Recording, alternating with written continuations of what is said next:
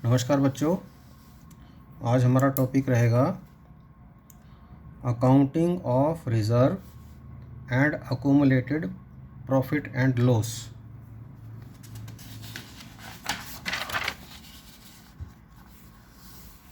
Company की balance sheet में reserve या profit and loss liability side में दिए होते हैं।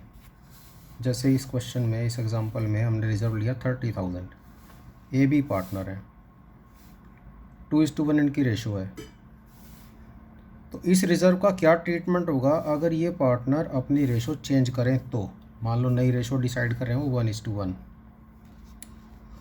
तो इस रिज़र्व के लिए क्या अकाउंटिंग ट्रीटमेंट होगा? ये रिज़र्व अगर बैलेंस शीट में यहाँ लायबिलिटी साइड में ना होता, प्रॉफिट से बनाया हुआ रिज़र्व है, तो ये रिज़र्व कैपिटल में होता। यानी कि प्रॉफिट से अगर रिज़र्व ना क्रिएट करें तो प्रॉफिट कहाँ जाता है? कैपिटल में। तो अल्टीमेटली इसमें ओनरशिप ए और बी की है। जो इकट्ठा किया हुआ प्रॉफिट है या रिज़र्व है, ये किसका है? ए और बी का। और किस रेशो में? 2:1। तो 30,000 अगर 2:1 में देखें तो 20,000 ए का है और 10,000 बी का है। तो रिज़र्व का यहाँ ये क्रेडिट बैलेंस है। लायबिलिटी साइड में सारे क्रेडिट बैलेंस होते हैं। इसको हम कैपिटल में ट्रांसफ़र कर सकते हैं। तो कैपिटल में ट्रांसफ़र करेंगे तो इसकी एंट्री हो जाएगी रिज़र्व अकाउंट डेबिट। जो क्रेडिट बैलेंस था इसको डेबिट कर दिया, ख़त्म हो गया। और इसे कैपिटल में ट्रांसफ़र कर दिया, ओनरशिप बढ़ा दी है और बी की। तो A's capital account to B's capital account. 2:1 की रेशो में 20,000 का ओनर ए हो गया और 20,000 का ओनर बी हो गया। सॉरी, 10,000 का 2:1 की रेशो में। तो रिज़र्व जो क्रेडिट बैलेंस थे आपने डेबिट कर दिया और कैपिटल को क्रेडिट कर दिया। तो रिज़र्व आपके यहाँ पे ये ख़त्म हो जाएंगे। अब यह रिज़र्व बैलेंस शीट में नहीं रहेंगे, कैपिटल इंक्रीज़ हो जाएगी। यानी कि नई बैलेंस शीट में रिज़र्व नहीं आएंगे क्योंकि रिज़र्व का बैलेंस आपने डेबिट कर दिया। तो पहला केस यही है, when these are not to be retained in the books. ये रिज़र्व हैं बुक्स में, इन्हें बुक्स में रिटेन नहीं करना है, यानी जो क्रेडिट बैलेंस है उसको डेबिट कर देना है। तो एंट्री क्या होगी? Reserve account debit. Profit and loss जो क्रेडिट बैलेंस है उसको भी डेबिट कर सकेंगे। यानी कि जैसे यहाँ पर रिज़र्व के साथ प्रॉफिट एंड लॉस दिया है 30,000 या 15,000 ये है, तो ये भी कैपिटल में ट्रांसफ़र हो जाएगा। तो दोनों में से कुछ भी हो, दोनों को डेबिट कर देंगे। Reserve account debit, profit and loss account debit, अगर ये लायबिलिटी साइड में दिया हुआ है। टू पार्टनर्स कैपिटल अकाउंट और करंट अकाउंट, वो डिपेंड करता है कैपिटल फिक्स्ड है फ्लक्चुएटिंग। अगर फिक्स्ड है तो करंट आ जाएगा, फ्लक्चुएटिंग है तो कैपिटल रहेगा। कुछ ना दिया तो फ्लक्चुएटिंग मान के कैपिटल कर देंगे। तो पहली एंट्री समझ में आ जानी चाहिए कि रिज़र्व को अगर बुक्स में नहीं दिखाना है, not to be retain, books में रिटेन नहीं करना है, तो रिज़र्व अकाउंट डेबिट, प्रॉफिट और loss account debit to all partner capital account और करंट अकाउंट। और ये ओल्ड रेशो में जाएगा, ये ध्यान रखना है। कौन सी रेशो में? ओल्ड रेशो में। तो being reserve and accumulated profit credited to partners capital और current account in old ratio. अच्छा, ऐसा भी हो सकता है कि ये P&L अकाउंट यहाँ ना देकर एसेट साइड में दिया हो, यहाँ दिया हो 15,000। तो अगर ये एसेट साइड में है तो इसका मतलब ये डेबिट बैलेंस है, यानी कि ये अक्यूमुलेटेड लॉस हैं। लॉस इधर आते हैं आपके।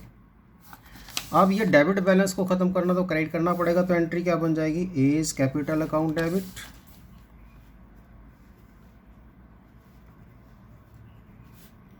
B is capital account debit to profit and loss account. अगर ये आपका डेबिट बैलेंस है तो आपने इसे क्या किया? क्रेडिट। यानी कि इधर से ये डेबिट बैलेंस क्लोज हो जाएगा, इधर से कैपिटल आपकी कम हो जाएगी। तो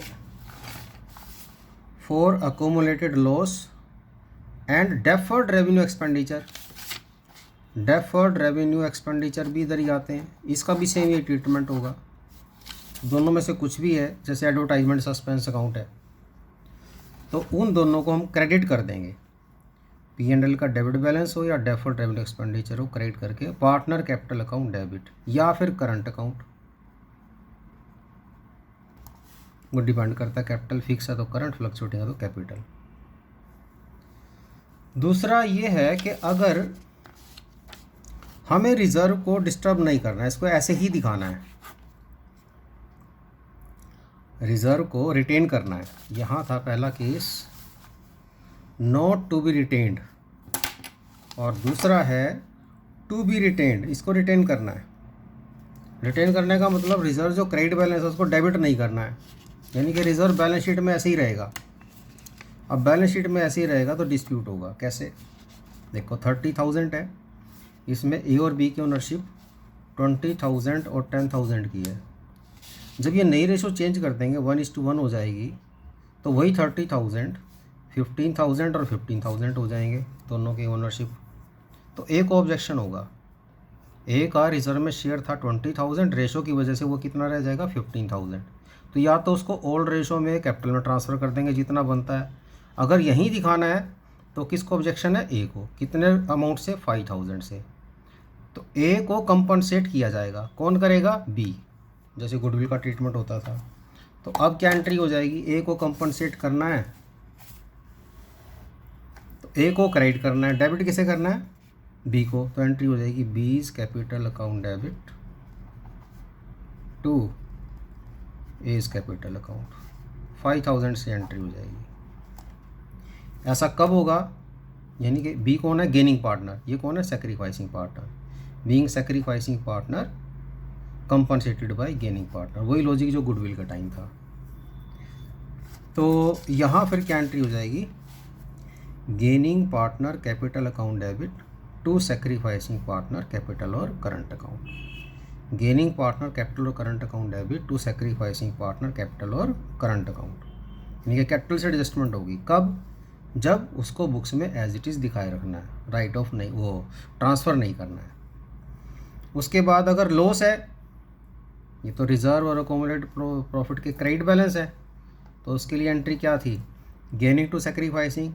अगर लॉस हो फिर उल्टा हो जाएगा, सेक्रीफाइसिंग टू गेनिंग, फिर ये एंट्री हो जाएगी। In case of loss sacrificing to gaining. अगर प्रॉफिट है, रिजर्व है, तो गेनिंग टू सेक्रीफाइसिंग, लॉस है तो सेक्रीफाइसिंग टू गेनिंग। अब इस टॉपिक में हम 3 क्वेश्चन करेंगे। क्वेश्चन नंबर 10, 11 और 17, और बाकी इस टाइप के क्वेश्चन खुद ट्राई करने हैं। तो सबसे पहले क्वेश्चन नंबर 10 देखेंगे।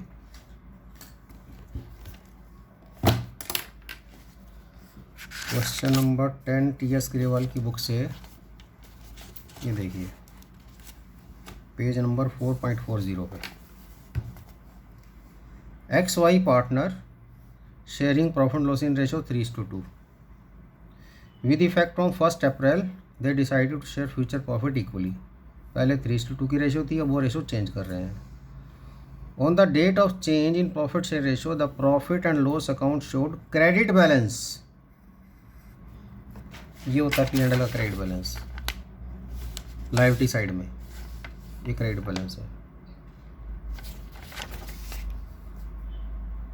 Record the necessary journal entry for the distribution of balance of P&L account immediately before change in profit share ratio. Distribute कर देना, इसका मतलब ये वाली एंट्री आएगी, P&L debit to partners capital account. तो केस 1 हो गया इसका, ये वाला केस हो गया। अब इसे बुक्स में नहीं रखना है। P&L account debit to all partner capital account, किस रेशो में? ओल्ड रेशो में। तो यहाँ पार्टनर कौन है? X और Y। तो इसका आंसर बनेगा profit and loss account debit 1,50,000 book में दिया हुआ है, क्रेडिट बैलेंस है 1,50,000 का, तो ये डेबिट कर दिया to X capital to Y capital. कौन सी रेशो में? ओल्ड रेशो में, ये याद रखना है। ओल्ड रेशो में इनको ट्रांसफ़र कर दिया। क्वेश्चन नंबर 11, क्वेश्चन नंबर 11 देखिए। ए बी पार्टनर, उनकी रेशो दी है 4:1, न्यू रेशो दी हुई है 3:2। प्रॉफिट एंड लॉस का डेबिट बैलेंस है। डेबिट बैलेंस का मतलब एसेट साइड में बैलेंस है, ये एसेट साइड में यहाँ बैलेंस है। तो डेबिट बैलेंस को हम क्या करेंगे, क्रेडिट, और पार्टनर कैपिटल डेबिट। ये वाला, ये जो लिखा है accumulated loss, all partner capital account debit to profit and loss account. तो यहाँ लॉस है हमारा 1 लाख, तो 1 लाख लॉस को हम क्रेडिट करेंगे और ए और बी की कैपिटल डेबिट हो जाएगी। किस रेशो में, ओल्ड रेशो में। ये हो गया, छोटे छोटे क्वेश्चन है 10 और 11। उसके बाद 17 देखिए। 17 में